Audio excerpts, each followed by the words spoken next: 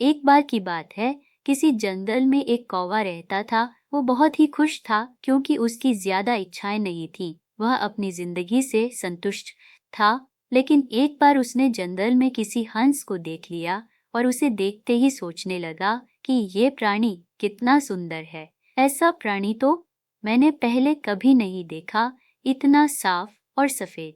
यह तो इस जंगल में औरों से बहुत सफेद और सुंदर है, इसलिए यह तो बहुत खुश रहता होगा। कौवा हंस के पास गया और पूछा, भाई तुम इतने सुंदर हो इसलिए तुम बहुत खुश होगे। इस पर हंस ने जवाब दिया, हाँ मैं पहले बहुत खुश रहता था जब तक मैंने तोते को नहीं देखा था। उसे देखने के बाद से लगता है कि तोता धरती का सबसे सुंदर प्राणी है। हम दोनों के शरीर का तो एक ही रंग है, लेकिन तोते के शरीर पर दो दो रंग है। उसके गले में लाल रंग का घेरा और वो सुर्ख हरे रंग का था। सच में वो बेहद खूबसूरत था। अब कौवे ने सोचा कि हंस तो तोते को सबसे सुंदर बता रहा है, तो फिर उसे देखना होगा। कौवा तोते के पास गया और पूछा, भाई तुम दो दो रंग पाकर बड़े खुश होगे। इस पर तोते ने कहा, हाँ मैं तब तक खुश था जब तक मैंने मोर को नहीं देखा था। मेरे पास तो दो ही रंग हैं, लेकिन मोर के शरीर पर तो कई तरह के रंग हैं।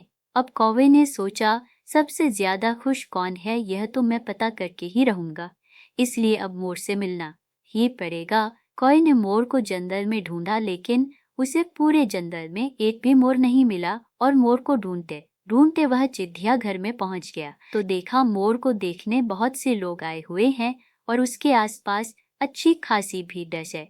सब लोगों के जाने के बाद कौवे ने मोर से पूछा, भाई तुम दुनिया के सबसे सुंदर जीव हो और रंग बिरंगे हो। तुम्हारे साथ लोग फोटो खिंचवा रहे थे, तुम्हें तो बहुत अच्छा लगता होगा और तुम तो दुनिया के सबसे खुश जीव होगे।